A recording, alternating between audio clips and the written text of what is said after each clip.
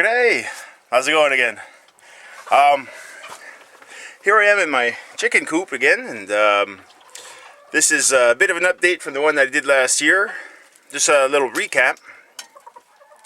I tried to build this chicken coop kind of in a hurry last year, try to get it done before the winter started. Have something insulated and something that'll keep the chickens warm in this cold climate we have here. I'm here in New Brunswick, Canada, which you might imagine we get a little bit of snow, a little bit of cold in wintertime, and it's not exactly ideal conditions for, farm animals. So we need to build structures to be able to withstand the elements. So here's a little shot of what I had last year.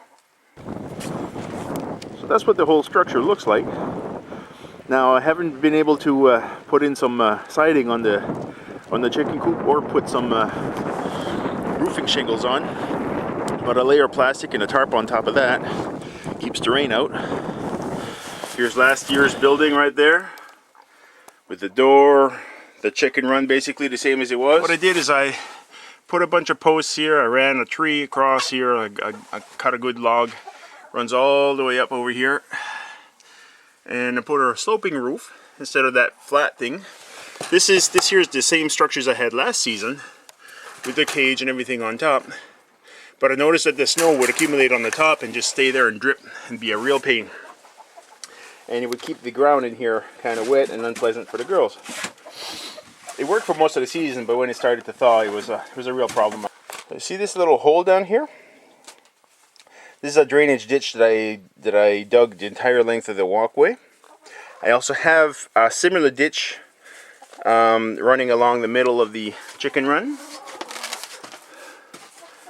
There's a very, very, very slight slope. This is the high ground, this is the low ground, so I ran a ditch all the way down here, and it's coming out at the doorway and coming out over here and joining this first ditch that I showed you along this walkway and leading straight out northwards towards the house and the other gardens and that kind of stuff. My intention is to direct that water in the springtime to my front yard gardens and keep it away from my natural spring. We want to keep my water nice and clean too, not just the hens. These bags are just a few extra bags of leaves that I intend on throwing in the coop. And, well, if you take a look over here, this is this year's snow. This is supposed to be a greenhouse. Unfortunately, there's not a lot of light coming in. The reason why is, although normally this 4-foot pallet would be enough to hold the snow, should be, 4-foot deposit of snow is an average snowfall for winter around here, 4, maybe 5 feet. Totally inadequate this year. We got a lot of snow. So just imagine this thing is about 7 feet up in the air and the snow's reaching it. And here we have some, basically I just cut a bunch of maple saplings. Instead of running to the lumber yard, I just, went to the backyard. So as you can see, these are, it's a simple round timber frame that I put together. I took some old fence material, ran it across the top.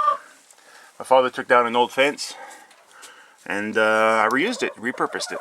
I got these pallets for next to nothing from the shop where my wife works, and yeah, we just threw this together in a few days, and voila. So I thought I'd give you a little heads up here on what's some of the things that I've learned from this. One thing that I did is I ran the plastic lengthwise, and I ran tape to tuck tape to join the two pieces of plastic I needed to cover the entire surface. This is where the seam is supposed to be, and here the seam didn't hold. So when this melts, this is gonna create a bit of a mess here. So I have the entire length over here. This is all coming down, and we got lots of big poofy snow, lots of weight. I'm impressed that it's holding up this weight. So for future reference, if you're gonna throw cheap plastic up and that in smaller pieces that you have to join together, it's better to run your seams top to bottom instead of side to side. On the north side of the chicken coop, right over here, we built a bit of a little shed here to hold hay and, you know, boxes and whatnot and different materials. Bags of leaves back here for the chicken run and the coop. But just take a look at the hens. Hey girls. No, I just fed them some lay mash that had been soaking overnight. It swells it up, makes a nice porridge. It's warm and already full of water, saturated with water, so that it's easy for them to digest. They don't have a dry feed that they have to drink water to assimilate, you know. And now they're scratching at it, and they're doing what chickens do. And I'm trying to create the ground as natural for them as possible. They're a woodland creature, so a leafy ground is quite comfortable to them. Their feet are adapted to that kind of terrain, so it's happy. Got a long branch just running across there for a perch for them. And you know, they scratch around and they find food that I left them today, maybe yesterday or the day before. They keep digging. There's still some leftovers going on over here. See that? Oh, you know, got a couple of logs in there so they can perch up and sit up higher, and they kind of gives them just a little difference. If it's all a big flat area, they're not as happy. We have a feeder out here. Sometimes we'll throw some food out there if we want to get them out of the coop itself, if we want to clean it or something. And that'll get them outside and stuff. So they love the sound of feed falling into that thing. That's kind of like a dinner bell to them. Now we introduced some new hens. And a few days ago, they're not quite adapting to this coop yet. Our rooster over here, I named him Vegas. The only one of my chickens that has a name. In case I have to dispatch them one down the road, it's a lot easier for me. I get attached, so it's easier for me if I don't name them. But this is Vegas. It was a gift to me from some friends. He's been trying to keep the peace between the hens. It's a little bit of a challenge sometimes because, you know, they're programmed to fight, but they're doing okay. So most of these are last year's hens, and you know, you can see their feathers are a little ratty, a little bit beaten up.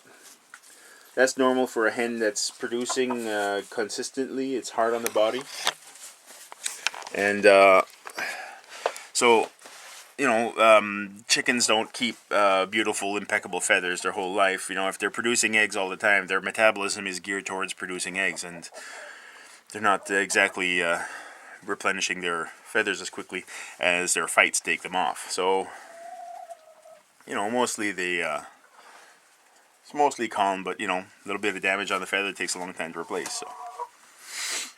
So that's that. And all in all, it's been holding up pretty good.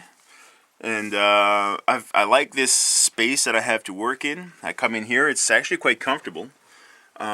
Snow is a remarkable insulator. It keeps the temperature at, you know, at around freezing temperature, around 0 Celsius. I'm not sure what that is in Fahrenheit, but instead of minus 35 or whatever else that's going on out there, in here, you know, it stays a balmy -2, maybe -3. And sometimes in the coop itself, in the structure itself, you're looking at more temperatures more like +4. Which is comfortable enough for the hens to take care of themselves at night, and you know, they're doing okay. So how about let's go take a look inside the coop, and I gotta throw in the little bit of some leaves and stuff on the ground, so you'll see how that works. Got the bag. Basically, all you gotta do, tuck it in there. So there you go. A great big pile of leaves. We don't need to worry about spreading it ourselves. The hens will take care of that. They'll see that. Is that so? He's always got something to say, this guy. Anyways, so yeah, this is where they perch. And of course at nighttime poop drops here, so I get a big accumulation of poop there. Yeah, you had some too, I know. So yeah, so they drop their poop here, so I like to drop some leaves there, and over there is a lot more sanitary. Isn't that right? You want to come down? Come on down. Oh, don't be so chicken. That's right, that's right. Come on down. So basically this is a chicken ladder if you've never seen one before. Just a plank with some boards on it, little pieces of wood on it so they can grip with their little clawed feet. And there you go. So over here is their water dish. I have down there a tin. I don't know if you can see the tin. That's a tin down there. And I set up a light bulb in there and set the water on top. It provides a little heat and it keeps the water from freezing. Oh, got some leaves in there. Get that out. So anyways, it keeps water nice and warm. Doesn't freeze. I got another heat lamp over here. Window on the east side so they get the morning light. And happy chickens. So these are the new hens. They're not incorporating yet with the other flock. It'll take a little time, I expect. So we'll see how long it takes before they'll merge in. And here's today's little treasure. A bunch of eggs ready to be washed and consumed. Can't get any fresher than that. It's good stuff. I better get my jacket now. It's time to leave. And the chores are done over here, so just a little 10-minute job every day. Come in, get them some food, some water, make sure they're okay and everything is running fine. It's not very complicated taking care of chickens. It's pretty easy. The reason I do it is, first of all, I eat a lot of eggs. I like eggs. And if I'm going to eat a lot of something, I want to make sure that it's good, it's healthy. Second thing, I do a lot of gardening. So chicken manure is one of the very best fertilizers that you can get, but I find it's fantastic. They accumulate a large amount of it over the winter time, and it's ready for you in early spring. Give it a good cleaning before everything all thaws out. Give yourself about a month. Take it out and pile it up nice and tall. Make sure that it's at least a 1 meter by 1 meter ball of compost, and it'll cook. Yeah, I know you can make it bigger than that, but I'm saying a minimum, alright? You know, quit arguing with me, man. I know how to make compost. Phew, this guy, man. Anyways, so yeah, at least 1 meter by 1 meter, and it'll cook up good. If you have anything that's full of seeds, and all the feed here has a lot of seeds in it, so you want to make sure that it cooks good to get rid of all your weed seeds.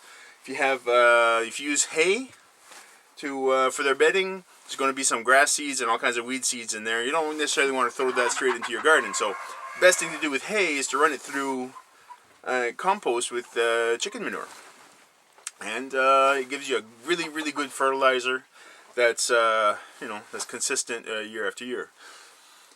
So that's just one aspect of what the hens do for the garden. Second thing is they scratch. As you saw a while ago, they like to scratch and they dig in the ground and they like to peck through stuff. You put that in the garden, and what are they doing? They're getting rid of weed seeds, they're getting rid of weeds, and they're scratching up the surface. They're getting your garden ready for planting, and you don't need to be in there with a hoe. Now, I'm a lazy guy. I've always been lazy, so I'm trying to find all kinds of different ways to do a lot with very little effort. The more I can do with the least amount of effort, the better it is. If I have to put in a little bit of work here and there, great. As long as it's a little bit of work here and there, and not a constant, always daily 3-4 hour chores. That's too much work. I have a life. I like to spend time in my studio with my family. I like to do, a bunch of other things. So I don't want to be just, always dogging it out here, right? So if the hens can be out there doing their natural thing, going out and eating all my weeds and the pests and the seeds from the weed seeds and stuff like that, I don't have to do it, and they're more thorough than I am. So there's that. and taking care of orchards, fallen fruit. You know, it gets full of pests and stuff. They'll eat all of that. They'll eat the pests, they'll eat the fallen fruit, they'll eat everything. So, you know, all in all, a chicken is a really good thing to have around your garden. You don't necessarily have to have, I think it's 34 chickens plus the rooster that I have here. You don't have to have that many. If you have a typical household, you know, 3 or 4 chickens is good enough. You know, it'll give you, you know, 3 or 4 eggs a day. And it's enough for most people, right? So, as far as I'm concerned, it helps me a lot. And I rather enjoy them. They're quite a little characters. If you like action movies, these are dinosaurs, really. You know, they're classified as dinosaurs. And saying, well, we're all taught that dinosaurs went extinct. They're not extinct, they're right there. So, this is my chicken coop year 2. On the inside, let's go take a look at what it looks like on the outside. So here we go. From the outside, doesn't look like much. Yeah, that snowbank is where I just was. This hole in the ground, that's my entrance and my exit. I put a board across here and a branch across down there so I can have steps to get out.